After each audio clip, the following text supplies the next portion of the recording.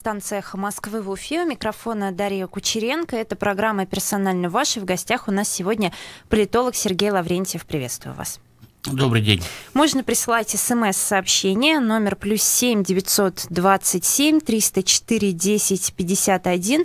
Не забывайте подписываться. Можно смотреть нас в Фейсбуке и на Ютубе. Там прямая трансляция запущена.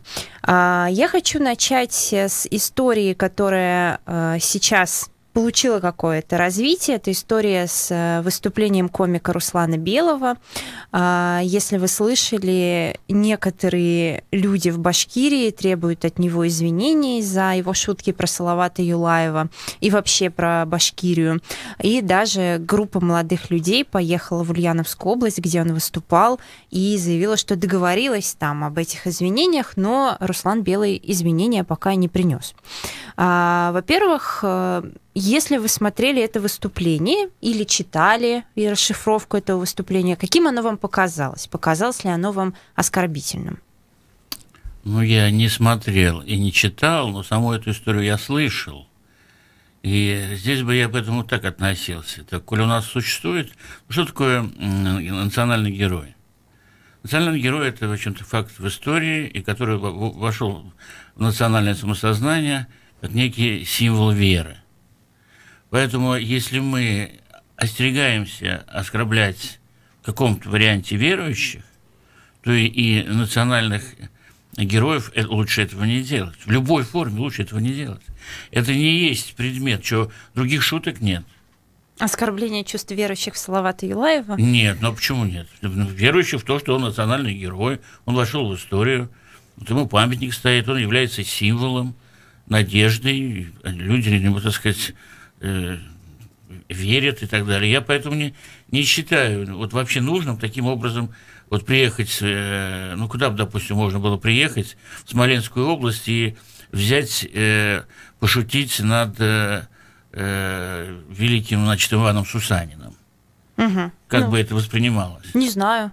Я думаю, тоже люди с оскорблением что-то восприняли.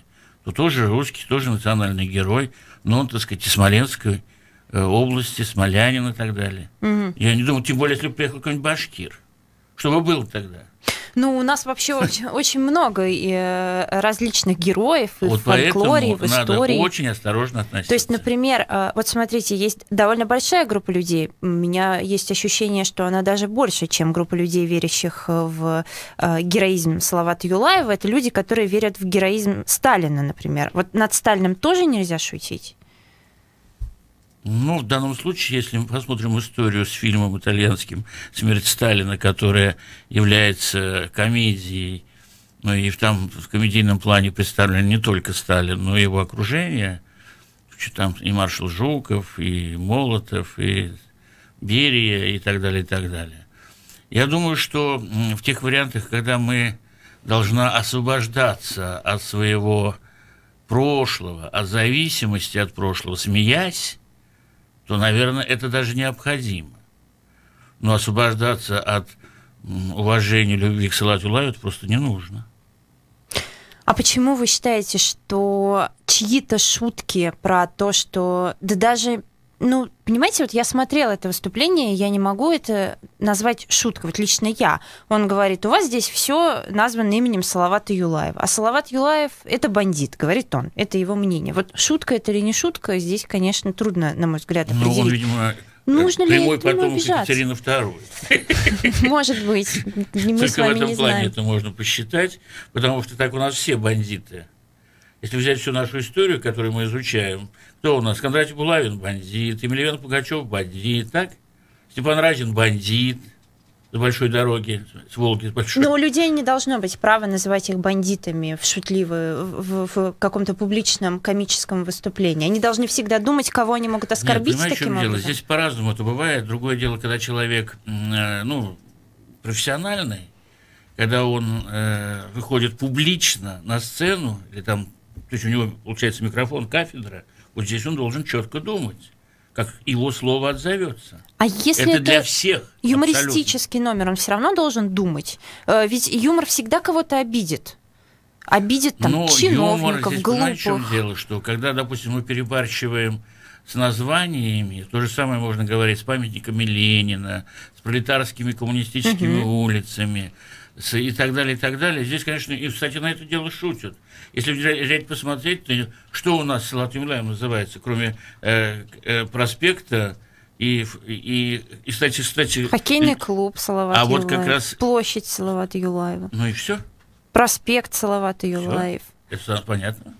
И все, и достаточно. А вот, кстати, оскорбились в первую очередь фанаты клуба Салават Юлаев. Они ездили в Ульяновск. Недалеко. Я не знаю, фанаты ли они Салавата Юлаева. Я знаю, фанаты. что они занимаются спортом, занимаются борьбой. В том числе, вот я знаю, что они... Это внешний вид фотографии было видно. А что касается, то, конечно, за кого они могут болеть. А вообще вот эта сама форма публичных извинений, вот это что-то новое, насколько я понимаю, в современной российской истории. Здесь даже не сам факт. Будет это извинение, не будет. По крайней мере, доведено до общественного мнения, что шутить с этим не надо. Вот и все.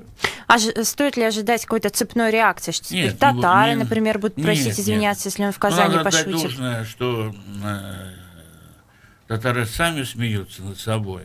Помните знаменитую команду? Одно дело, когда сами над собой, другое вот дело, когда кто-то над тобой. Как и евреи. Никто так лучше не придумывает анекдоты, как сами евреи. Это говорит о чем? О здоровье нации. Ну, когда она сама над собой смеется. Да. Угу.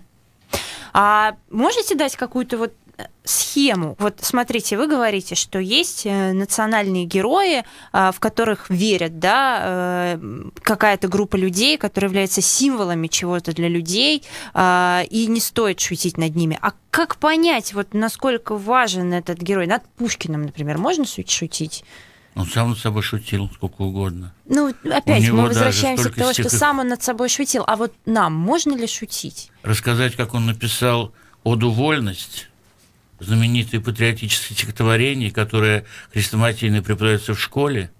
Вот я знаю историю, что он написал его на сукне, залитым Мадейрой, лежа на животе и болтая ногами.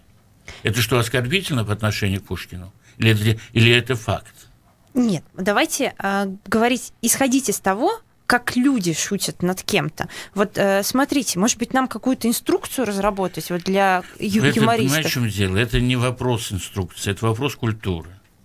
Просто человек, который приехал, он немножко не понял. Здесь есть над чем шутить в Уфе. Есть над чем шутить. А ему, как москвичу, кажется это смешным. А вот этот вопрос москвичей. Над ними тоже можно хохотать. Это без устали. Это абсолютно люди, которые не знают свою страну, не знают свой народ, не знают, что этот народ многонационален. Угу. Он первый раз появился и тут же позволяет себе какие-то шутки. Надо, чтобы 10 раз приехал, на 11-й уже узнай, пожалуйста, что потом шути. Смех будет гораздо более сильный, чем это. И, кстати, кто это делает, тот действительно потом всегда и всюду в Уфе их встречают, любят, смеются. Потому что Уфа – это город веселых и находчивых.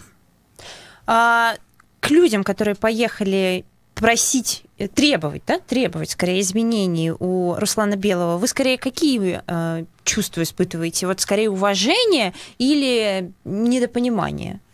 Нет, я понимаю, я с уважением к любым этим вещам отношусь, но здесь бы я не стал так сильно запаляться и добиваться там какого-то сатисфакции немедленно.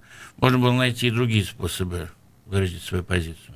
Перед тем, как эти молодые люди анонсировали, точнее не анонсировали, а уже рассказали постфактум об этой поездке, возле памятника Салавату Юлаеву произошло возложение цветов. Организовал его Башкорт. Они выложили видеозаписи, вот судя по видео, я сама там лично не была, там было довольно большое количество людей, при этом они не предупреждали об этом никого. Я, например, вот как журналист узнала только после, когда все состоялось. Примечательно, что все это происходило одновременно с прямой линией, которая проходила в Конгресс-холле у главы республики Рустема Хамитова. Вот по данным Башкорта вышло не менее 400 человек на площадь. В принципе, если было время, даже больше, наверное, вышло. О чем это говорит? Это вот, говорит да, о том, что говорит? Вот эти деликатно темы национальной идентичности, национальной героики, их ни в коем случае, они могут неправильно поняты, недопоняты. В результате возникают некие политические демарши. Это говорит о том, что эта тема очень тонкая и деликатная. Нельзя этим заниматься. Ну вот, если ты в этом не специалист. а вам не кажется, что вот как раз они сами и национализируют эту тему Салавата Юлаева, что они не связывают ее с оскорблением целого народа? Но она неправильно это делает. Почему они правильно это делают? Русские должны оскорбляться теперь по поводу, если кто-то посмеется над любым русским, которого они считают героем? Здесь, понимаете, есть вот особенность. Большая нация и малая нация. Многие исследователи по этому поводу писали, что для большой как раз характерно великодушие и, так сказать, прощать все и вся. Для малой просто нельзя это. Если это будешь, то у тебя просто это войдет в привычку. Угу. А вот те люди, которые вышли возложить цветы, их было довольно много, как мы уже отметили. Как вы думаете, подобные акции, они показывают, что эти люди довольно организованы, довольно сплоченные? Это, во-первых, говорит о том, что эта тема очень чувствительна. И поэтому здесь, да, национальная тема, и поэтому здесь лезть туда, извините меня, непродуманными действиями, несознательно, может быть, не специально. Вот, но этого лучше не делать. Есть над чем смеяться в городе Уфе. Да, последний вопрос по этой теме. Как вы считаете, должны ли были власти показать свое отношение к этой ситуации? Республиканские власти?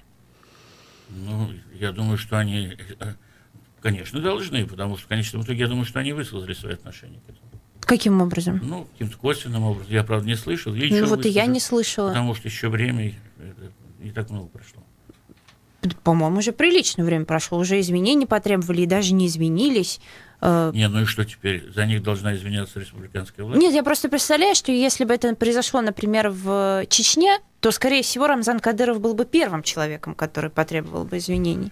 Ну, там горячие северокавказские парни, они реагируют несколько иначе. Я думаю, что этому белому его даже туда не пустили бы с его юмором. Или не поняли бы. Правильно бы сделали? А? Правильно бы сделали? Не, ну вот сам-то не поехал. Давайте тогда к следующим темам перейдем. Тема грустная, трагическая. Это нападение в Стерлитамаке, нападение школьника. Сейчас уже известно, что он задержан, арестован. Пострадавшие по-прежнему находятся в больнице. Вот когда вы читали наверняка много сообщений об этом, потому что все федеральные СМИ сообщали, ну, кроме телеканалов. Вот по телеканалам, насколько я знаю, как-то не показали эту историю. Какие у вас были вот мысли о том, что произошло? Ну, вначале, когда была просто констатация, первая информация прошла, без детализации того, что этот молодой человек из себя представлял, было, конечно, господи, ну с чего это, как это могло быть? Ну, в общем-то, и до нас дошла вот эта зараза, так сказать. Вот. И еще раз одна тема, что молодое поколение, особенно в условиях вот этого взросления, тинейджеры, это очень возраст своеобразный, который может любая искорка раздуть какой-нибудь там пожар. Вот. Но здесь совсем по-другому все оказалось. Выяснилось, что человек уже несколько лет, по крайней мере, судя по рассказу его родителей, 4 или 5 лет уже был болен и знал об этом, но многое просто держал в себе. Угу. И школу накануне предупреждали. Ну, в принципе, видимо, зная о некоторых особенностях этого человека, но, тем не менее, мер не приняли. А какие меры вот здесь можно было принять, как вы думаете? Ну, какие тут меры? Просто надо быть рядом постоянно, чтобы его как-то в условиях вот такого агрессивного поведения сразу же видно. Ну, он был рядом со взрослым человеком, с учительницей, но набросился на нее. Ну, вот надо было, чтобы, когда его предупреждали родители, почему они никаких мер не приняли? То есть вы считаете, что это можно было предотвратить? Конечно. А что делать сейчас, когда это уже произошло? Депутаты Курултая, например, считают, что нужно больше полномочий возложить на комиссии по делам несовершеннолетних. И даже законопроект сейчас разрабатывают по этому поводу. Полномочия? Ну, чтобы Если больной человек, надо просто его вовремя лечить, это да. Потому что, коли была информация и сигнал, надо было в первую очередь привлекать медицину. Человек больной. Не милицию же. Ну, подождите, вот больной. Мы так с вами говорим, мы все-таки не врачи, не психотерапевты, чтобы менее, ставить когда диагнозы, родители не говорят, что у психиатры. него было в течение 4 лет, они наблюдали отклонения от нормального поведения. Ну, это родители, опять. Родители тоже не врачи. Отклонение зафиксировать может только специалист. А вот комиссия девиантное поведение, да. Комиссия по делам несовершеннолетних – это врачи? Я думаю, что нет. Я не уверена, что там есть врачи. Поэтому я думаю, что когда возникают проблемы, есть своеобразная девиантная психология, это врачи, это специалисты, которые, в принципе, могли бы определить, что нужно данному человеку. Угу. Глава республики Рустам Хамитов, когда приехал на место происшествия, сказал, что теперь нужно больше внимания уделять социальным сетям и тому, что там выкладывают дети и подростки. И этим заниматься должны, в общем-то, тоже комиссии, учителя и так далее. Примерно такое же мнение высказала омбудсмен детский Анна Кузнецова. Она сказала, что вот учителя должны мониторить социальные сети. Вот вы, как человек, имеющий непосредственное отношение к педагогической сфере, скажите, насколько это реально, во-первых, а во-вторых, насколько эффективно? В первую очередь, мне кажется, этим должны заниматься родители. Начиная с того момента, когда они ограничивают время работы с компьютером, вот маленький растет человек, потом увеличивает. Тем не менее, надо все-таки спрашивать, в каких сетях, что там пишут, что и так далее, что он сам. Вот когда будет доверие, когда доверие, он ничего не расскажет, как вот в этом случае не до конца было доверие, он многие держал в себе, и родители как-то не плачут, и слава богу, да? Вот такое правило есть, к сожалению, у многих наших родителей, у многих из нас, что ребенок, ну, слава богу, не... А вот выяснилось, что вот когда в себе еще держит, то это может проявиться самым сказать, коварным образом, как мы сейчас это наблюдали. Это же было видно, нападение, это же психика. Должны ли учителя как-то мониторить социальные сети? Вот другой вопрос, что как это сделать? Вот сейчас за ту же зарплату, при той же программе и так далее, они вообще должны перестать есть, пить, спать и сидеть, значит, кроме того, что учить, что тоже делают сейчас не очень хорошо. Качество страдает, да? Вот методики не те и так далее, устарели. Не лучшие люди, опять же, идут в учителя, потому что она потеряла свой престиж, эта профессия. По мере того, как она стала массовой, и она все теряла престиж. Это не те времена, когда перед учителем снимали шляпу и кланялись, сидя по деревне, даже взрослые люди. Вот. Там до одного слова было достаточно. И, допустим, когда родители приходили домой, это уже было событие. А сейчас на порог не пустят. Что он там отмониторит? Поэтому мне думается, что здесь надо самым серьезным образом, да, если мы готовим детских психологов, хорошо, давайте, чтобы психологическая служба была при каждой школе. Вот эта психологическая служба, вот, пускай из 2-3 человек, вот они пускай занимаются соответствующей работой, профессиональной. Не надо туда лезть непрофессиональными, так сказать, методами. Что они там, они будут пугаться каждого шороха. Они услышат молодежный сленг, они тут же закричат караул, что все, война началась. И начал ее Петя Сидоров. Но этого нельзя, это серьезная профессиональная работа. Анализ, это серьезная профессиональная работа. Вообще взрослые люди способны справиться с этим, как вы думаете? Конечно, способны. Взрослые люди, которые не забыли в то время, какими они были детьми. Угу. Вот если забыл, уже каменную стену построил, и тебя все раздражает, то, что происходит за этой каменной стеной, таких людей пускать нельзя. Такие люди сегодня есть вообще в образовании? Есть. Их мало, но они есть. Вы думаете, почему она еще жива? Люди держатся там, и хорошие учителя держатся. Потому что для них это призвание. Мы сейчас прервемся на новости. Я напомню, что это прямой эфир, можно присылать вопросы. Я вижу, что они уже приходят. Я обязательно их задам. Номер +7 927 304 10 51. Не забывайте подписываться. Это прямой эфир. В гостях у нас сегодня политолог Сергей Лаврентьев. Через несколько минут вернемся.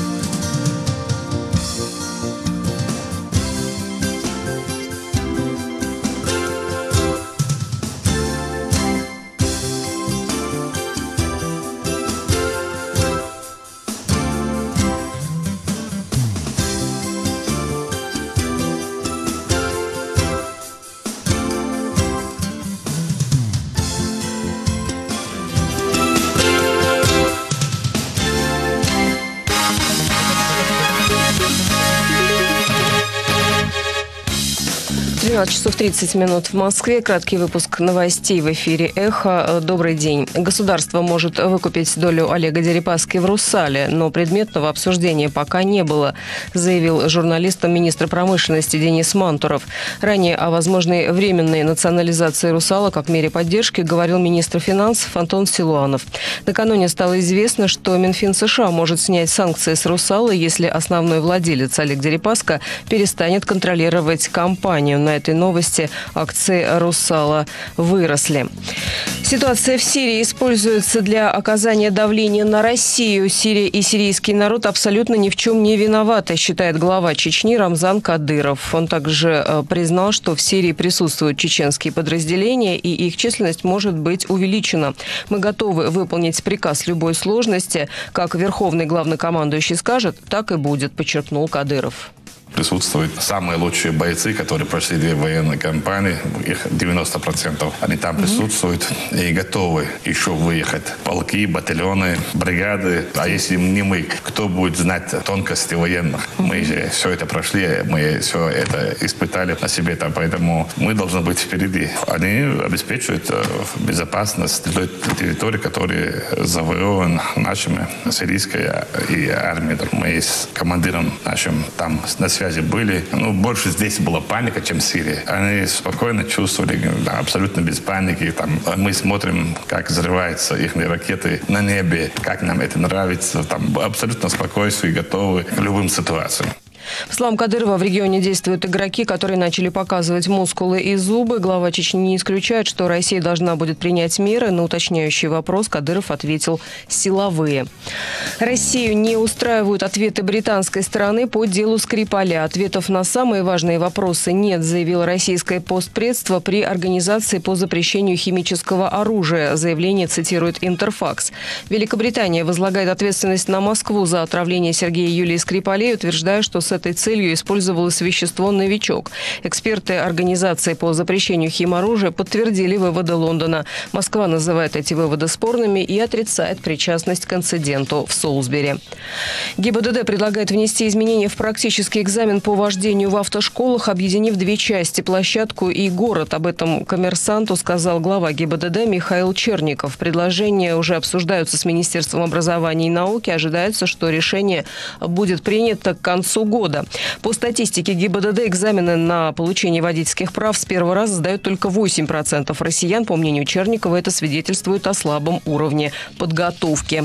В Москве сегодня переменная облачность без осадков и плюс 10-12. Ирина Меркулова, служба информации, «Эхо Москвы». Реклама. Афиша исторического парка «Россия. Моя история». Исторический парк «Россия. Моя история» – это масштабный мультимедийный комплекс, в экспозициях которого представлена вся история России от конца первого тысячелетия до современных дней. Более чем тысячелетняя история страны дается здесь панорамно при помощи современных технологий. Это настоящий живой учебник истории России, полюбившийся школьникам и студентам за свою наглядность и увлекательность. Материалы экспозиции рекомендованы Министерством образования и науки Российской Федерации и расположены на площади более 7000 квадратных метров. Уточнить любую интересующую информацию можно по телефонам 287 29 53 и 286 6066. Да что там за люди в горсовете решения принимают? Хотите узнать, что за человек уфимский депутат? Слушайте программу «Депутаты и факты», и вы узнаете, что за люди принимают решения в городском совете. Оригиналы программ по понедельникам, средам и пятницам. Телефон рекламной службы «Эхо Москвы» в Уфе. 216 35 99. Будет реклама, будет и эхо. На то мы и партнеры. Персонально ваш. Продолжаем прямой эфир на «Эхе Москвы» в Уфе. В студии Дарья Кучеренко. Это программа «Персонально ваш». И в гостях у нас сегодня политолог Сергей Лаврентьев. Можно присылать вопросы по номеру +7 927 304 1051. Не забывайте подписываться. Дмитрий Колпаков. Я полагаю, что Дмитрий Колпаков из Башмедиа, журналист вас спрашивает, почему власти отказали в акции 5 мая штабу Навального, если выборы уже прошли? В согласовании акции, я думаю, он имеет в виду. Ну, наверное, поэтому отказали, что ли, если выборы прошли, какой смысл это проводить? Тем более акции не с выборами связаны. Ну, дело не в этом, что это как раз время такое предпраздничное, перед 9 мая. Вы пытаетесь придумать какое-то официальное красивое оправдание для властей, или вы правда так думаете? Я могу предполагать только, чем это вызвано. И, допустим, портить настроение нашим ветеранам господин просто не пристало. Портить настроение? Конечно. Тем, что они пройдут по проспекту Октября. Ну, а если серьезно, как вы думаете, почему? Ну, я думаю, что именно поэтому. А другого нет смысла просто. Но они и до этого не согласовывали ничего. Ну, я не знаю. Здесь надо просто выяснить, в чем. Не в этом году, не в конце прошлого. На месте властей, или давайте так, вы бы посоветовали им согласовать или нет? Нет, я посоветовал все-таки согласовать, но в удобное время. Тогда, когда только это ваши, и только ваши, и больше ничего. А сейчас там будет, тем более репетиции 5 мая, будет подготовка к этому бессмертному полку. Там много чего будет, и поэтому в это время отвлекать, и тем более силы правопорядка, какой смысл, если они все расписаны, тренируются в проведении праздничных мероприятий? Больше в чем уверен. Я просто знаю все напряжение, которое передается, когда проводятся такие мощные мероприятия. После 9 мая, пожалуйста. Да, но в то же время мы знаем, что есть закон. И по закону различные организации, физические лица имеют право подавать уведомления, и им должна быть предоставлена альтернативная площадка в случае, если может, альтернативную это занято. Предоставят еще. Вы думаете, предоставят? До этого власти не предоставляли, их ничего не смущало в этой истории. Вообще, вот где эта грань? Власть, мне кажется, перестала даже пытаться создать видимость того, что она хочет играть по правилам. У вас нет такого ощущения? Ну, у меня нет такого ощущения. В первую очередь, что такое штаб Навального? Что, у нас боевые действия ведут? Ведь предвыборный штаб. Штаба выборов нет. Мне кажется, вы придираетесь. Нет, мне кажется, это вы слишком много внимания уделяете этой фамилии, этой теме. Я могу вам объяснить, почему. Потому что предыдущая акция, организованная этими самыми людьми, собрала большое количество людей, которые вышли по своему желанию и были задержаны. И Уфа прогремела на всю страну. В основном дети школьного возраста. Это неправда. Там были и студенты, и взрослые люди. Если вы посмотрите, кто был задержан на этой акции, это были и взрослые люди. Ну, не детей же задерживаются, правильно. Детей я тоже считаю, задерживали. что, в принципе, перед праздником делать не надо. Вот ничего. Пройдут, потом пускай смотрят. Скоро выборы в Госсобрании Республики. Пускай выдвигают своих людей. Хорошо. Если мы рассуждаем с точки зрения советов этой ваших, как политолог, да, политической силе, то здесь все понятно. Давайте мы тогда будем исходить из точки, что вот сегодня у нас была утром координатор этого штаба Лилия Чанышева, которая сказала, что они, ну, как я поняла ее, в любом случае будут эту акцию проводить, даже если ее им не согласуют. Стоит ли ожидать задержаний, как вы считаете? Ну, если они не будут нарушать общественный порядок, то их как раз не будет. Если будут нарываться, как говорится, посредством каких-то радикальных действий или попыток радикальных, то может быть. Ну, давайте вспомним прошедшие акции и вспомним, какие действия были предприняты участниками. Понятно, что если кто-то бросается камнями, бутылками, это одно. Но если человек идет с флагом с России, да, Российской Федерации, это вот радикальные методы или нет? А именно таких людей задерживали? Видимо, быстро отпустили. Нет. Ну, значит, это как это говорят, когда с ними пытались говорить, что они не говорили на таком немножко эмоционально окрашенном языке. Кто говорил? Задержанные? Ну, все. И те, и другие, как правило. Угу. Ну, то есть вы полагаете, что задержаний не будет? Я думаю, что нет. Не будет. Хорошо. По выборов в Курултай вы сказали, я как раз хочу об этом подробнее поговорить. Уже скоро, в сентябре, разные партии начали подготовку, например, «Единая Россия», они устраивают праймерис. Мы сегодня как раз это в утреннем эфире обсуждали, около 140 человек у них подали заявки. Вы вот наблюдаете за этим действием, то, что происходит сейчас внутри партии?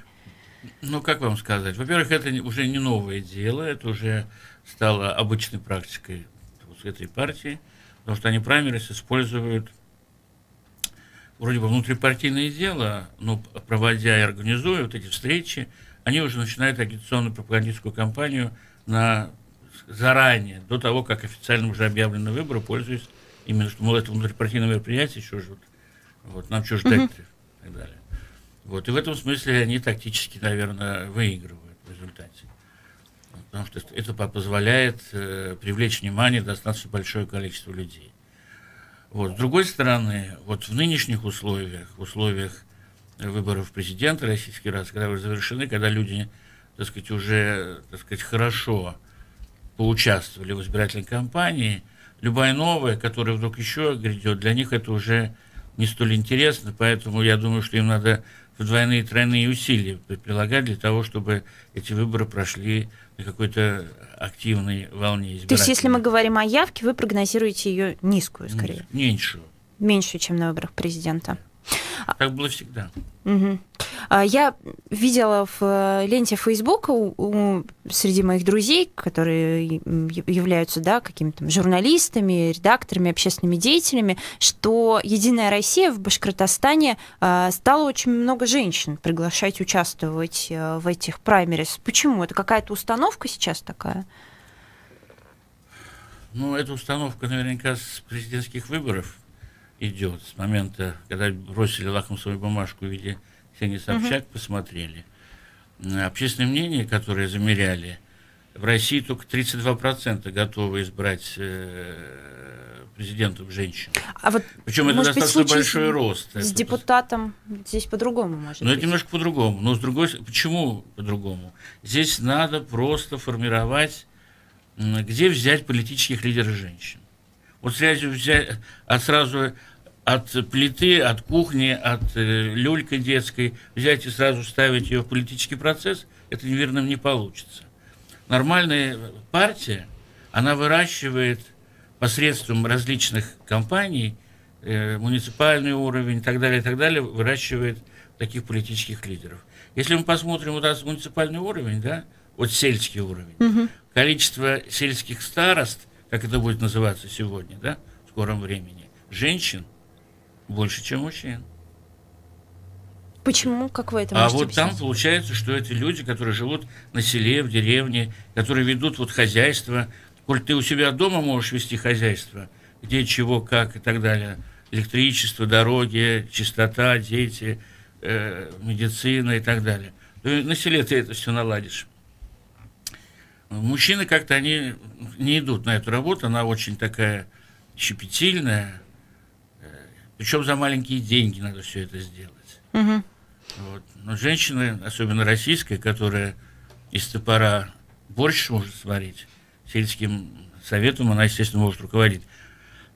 Но часто этого недостаточно, и поэтому, чтобы готовить политиков федерального уровня или регионального уровня, надо приглашать, или даже за счет квотирования, как это сделано в Европе, вот скандинавские страны, они давно уже вышли на процент 50/50. У них 50% парламентных женщин, 50% мужчин. А вот по вашим сведениям, может быть, вы когда-то знакомились с такими исследованиями, в Башкирии скорее готовы голосовать за женщину-кандидата в депутаты или скорее нет? И как вы думаете, меняется ли это? Ну, здесь у нас мало чем отличается общероссийских трендов.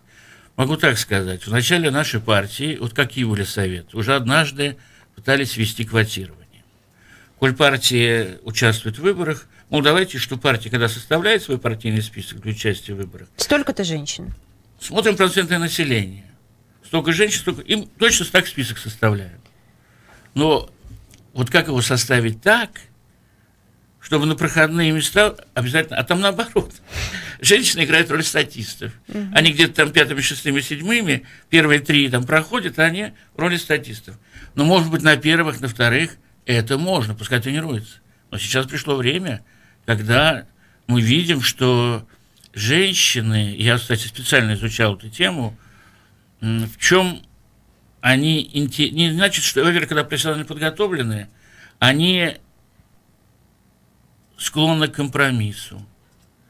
Они ищут какой-то вариант, который устраивал бы всех. Если мужчина, может быть, особенно в таких комитетах в Думе, которые по обороне, по, так сказать, правопорядку, там и так далее, особенно женщина, которая прошла какую-то подготовку в органах прокуратуры, как Яровая и Поклонская, так они же, несмотря на свой вид такой вот, особенно поклонский, она готова взять саблю и идти в наступление с революционными песнями.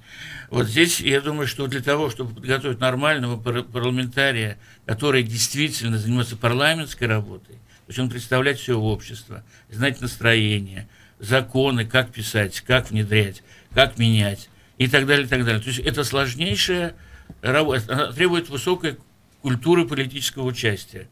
У нас у женщины, она готова пассивно прийти проголосовать. Самый дисциплинированный избиратель. Самый дисциплинированный. Она еще в старые времена и свой паспорт возьмет, и мужа, который где-то там на диване валяется, тоже возьмет, пойдет голосовать. Нет, сейчас все по-другому. Поэтому я думаю, что если партия заинтересована, то надо играть честную игру. Коль квотировать, то давайте на равных местах. Уж точно гарантирую, хуже не будет. Вообще, вам как политологу эта избирательная кампания в Курултае кажется скорее интересной или скучной? Какая она будет? Вот, ну, если это будет как обычно, то это будет достаточно скучно. Если вот эти тенденции, которые сейчас обозначили, что нужно вот увеличить количество женщин, первое, омолодить депутатский корпус самым серьезным образом, просто привести новые имена, новые лица, новые и так далее. Это будет интересно. Если мы сейчас вот попробуем связать, да, прошедшие выборы, эти выборы в плане их легитимности, я бы вот на что хотела обратить внимание. Сейчас ЦИК России проверяет участки по всей стране, в том числе в Башкирии. Их довольно много, 18 участков будет проверяться. Кстати, вот участок, где я испортила бюллетень, тоже вошел в это число. Мой коллега Руслан Валиев, как вы, наверное, знаете, уже тоже писал жалобы по поводу того, что он вынес бюллетень, не нашел этого отражения в итоговом протоколе. Стало известно, что председатель этого УИК получил штраф 500 рублей. Вот можете ли вы это как-то прокомментировать? Вот такое наказание за неправильное составление итогового протокола? Ну, видимо, это в нормативных документах прописано. От 500 до 1500 там штраф. Вот, если там действительно может быть одно такое вот нарушение, которое получило, то, может быть, 500 и достаточно. Вот. Как некоторые... Это же административные нарушения, оно же фиксируется. Вот, поэтому я думаю, что это так. Это вопрос меры. Со временем еще вот выяснится, что там проверка-то идет, хотя на результатах это не сказалось. Хотя в определенном образе сказалось. Вот сейчас ВЦИОМ опубликовал опрос общественного мнения. Рейтинг доверия победившему президенту упал на 7%. Это с какого периода? За месяц. За месяц? Да, где-то с 18 по 18 апреля. Вот когда я думаю, что одна из причин, в том числе обнаружены по результату те недостатки. То есть последствия всегда есть. Это, ну, кроме того, что, конечно, это и вот это кемеровские события, и целый ряд других событий. Как вы думаете, избиркомы, они извлекут урок из этой избирательной кампании президентской? Выборы в Курултае будут с меньшим количеством зафиксированных нарушений? Ну, я думаю, что извлекут. Тем более, что здесь немножко другого уровня выборы. Вот, и выборы будут проходить. Вот там будет главное обеспечить еще и явку, потому что пенсионеры еще не вернулись с дач. Да, сентябрь. Да, еще там самая активная идет работа. И вот достаточно большой процент населения в это время находится за городами. Еще отпуска не закончились. Здесь в основном родители с детьми, кто вот в школах начинает ходить, вот студенты, все это возвращается. Но это... Поэтому мы говорили, что вот что на сентябрь. Когда-то кому-то это было надо, а когда это становится предметом, что нужна явка, то надо срочно изменять время голосования. По поводу участия в выборах. Глава республики Рустем Хамитов на прямой линии, которая прошла на минувшей неделе, дал понять, что он пока не принял решение о том, будет ли он выдвигаться на новый срок, ну или, по крайней мере, принял, но не готов его озвучивать. Сказал, что заявит об этом в 2019 году. Ну, в данном случае пока еще никто в повестке дня это не ставит. В 2019 году, если его выдвинут, он может дать согласие, а если не выдвинут, то готов ли он идти как самовыдвижение. Ну, как вы думаете, есть ли у Рустема Хамитова решение уже? Он скорее пойдет или нет? Ну, судя по отдельным ответам, я понял, что он еще имеет амбиции на этот счет.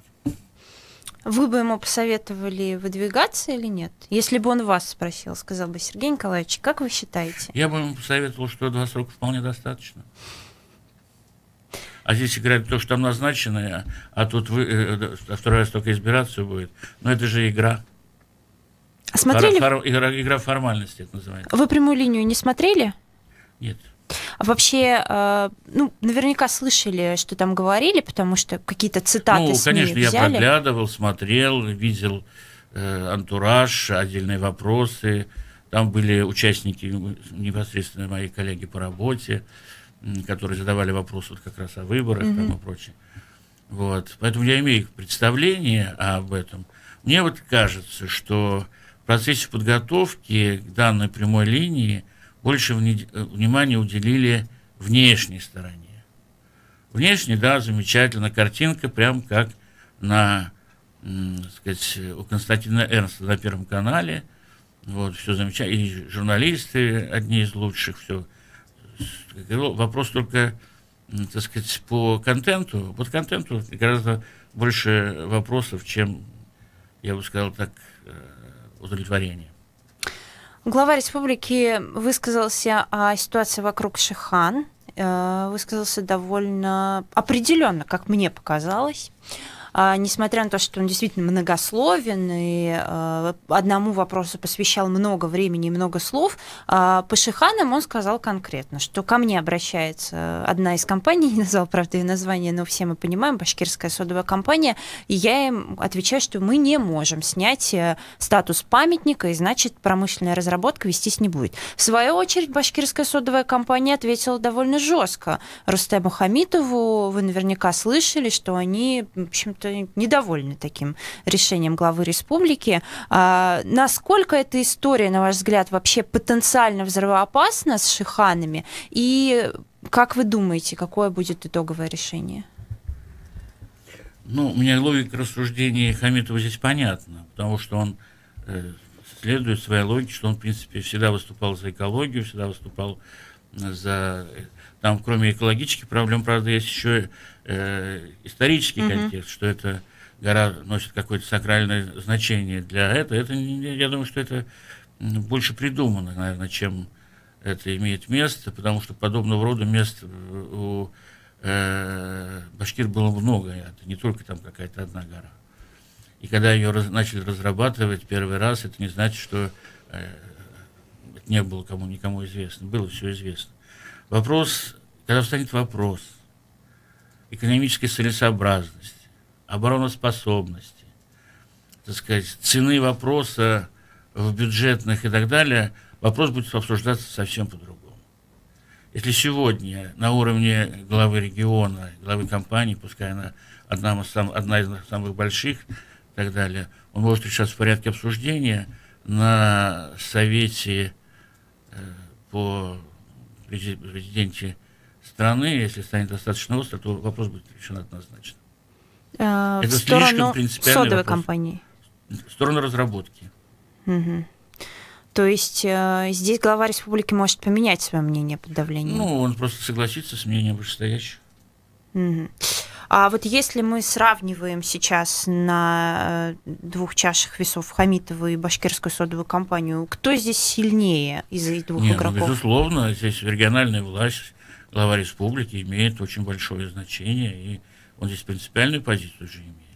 И если в отличие от содовой компании, на которой движут в основном экономические интересы, я понимаю, рентабельность, доступность и так далее, останавливать нельзя, потому что это очень много зависит от тех продуктов, которые они выпускают во всей экономике страны. Вот. Это же не только цемент, не только сода, там много чего другого, которое необходимо. И общественное мнение, давление, так сказать, общественников, давление зеленых, национальных движений. Они на соду особенно не давят, они, естественно, выходят напрямую на главу республики. Власть оценивает эти последствия для себя, репутационные? Ну а как же? Угу. А лично вы, вот как житель Башкирии, как бы вы здесь проголосовали, если бы был такой вопрос? За сохранение Шиханов или за их разработку? мы неизбежно придем к тому, что их надо разрабатывать. А искать альтернативные источники сырья предлагает Хамитов. Там они не решают этот вопрос. То есть вы за то, чтобы их разрыть? Да, я за то, чтобы их разрабатывать. Как разрабатывали до этого. Я напомню номер для смс-сообщений: +7 927 304 10 51. Не забывайте подписываться, еще успейте задать вопрос. Про экологическую тему еще немножко. Сейчас очень много стало акций проходить, посвященных этой тематике. Например, в Башкирии они тоже есть. В селе Жуково прошла акция против строительства мусоросортировочного комплекса. И, что интересно, даже глава администрации этого поселения встала на сторону людей. Там был митинг. Вот эта история с мусорными комплексами, свалками, как вы думаете, это скорее такая цепная реакция пошла после Волоколамска? Или это должно было произойти, это естественное? Знаете, это должно было произойти, потому что мегаполис, к этому и Уфа является, он не справляется с переработкой мусора. И весь этот мусор выводится, конечно, за пределы. И очень сколько, я вот помню, когда вот даже при Рахимове, да потом при первый срок Хамитова, эта тема звучала. Даже какие-то презентации проводили. То японцев привезли, когда они мусороперерабатывающий завод там где-то демонстрировали, показывали, то немцев. Но дальше это не пошло. Угу. Тема звучала, и, так сказать, все думали, что вот-вот мы самые современные технологии начнем использовать, и, так сказать, сразу решим. Не решили. Потому что дешевле выбрасывать. Вот, а страдать будет Жуково, Внуково, Булгаково или какая-то другая деревня. Ни одна деревня не согласится. Потому что, хотя закон, он суров. Но, например, когда жители одной деревни выбрасывают свой мусор за пределами и не говорен, их штрафуют. По старосту любой деревни, знаете, сколько их страшно штрафуют. Вот. А здесь что? Надо изначально решать все эти вопросы на законодательном уровне, и совсем не обязательно это делать на границе с каким-то населенным пунктом. Вот смотрите, мне кажется, вот на мой взгляд, у власти сейчас два решения. Это последовательно пытаться искать новые места для этих комплексов, потому что их строить все равно надо, для этих свалок, да, идти навстречу жителям, или, как мы видим в Волоколамске, подавлять протесты и наказывать тех, кто выходит, запугав в таких случаях людей. Если мы делать свалки, мы точно завалим все мусором. Вот, надо сразу радикальным образом находить средства и строить мусороперерабатывающий комбинат. Да, а вот как вы думаете, каким путем пойдет власть? Я думаю, что это неизбежно вот этим путем пойдет власть. Потому что уже у нас в городе, допустим, в Мелюзе, есть опыт, когда с мусоропереработкой справляется частное предприятие. Есть опыт уже. Изучите, внедрите. Угу. Ну и тем более, когда есть фирмы, которые готовы от мусорного урны рядом с подъездом до вывоза и переработки и возвращения на рынок там того, что, если это что там бывает, много чего люди бывает. Не хотят, чтобы и даже перерабатывающий завод строили рядом с их что поселком. Делать здесь? Что делать здесь? Что делать здесь? На Луну отправляйте, напрямую не получится. Надо все-таки в конечном итоге надо мозги собственники решать. Дома-то человек у себя убирается. Договариваться. Надо договариваться. Спасибо. Но надо честно говорить, что будет плохого, что будет хорошего, сколько денег, какие сроки, что надо потерпеть, а что, так сказать, неизбежно обязательно произойдет, и что для того надо сделать, чтобы обезопасить свою, так сказать, жизнь в этом плане. Спасибо большое. Это было мнение политолога Сергея Лаврентьева. Он сегодня был гостем нашей программы «Персонально ваш». Меня зовут Дарья Кучеренко. Всего доброго. До свидания. Никакого секрета. Мы говорим все, что знаешь. Радио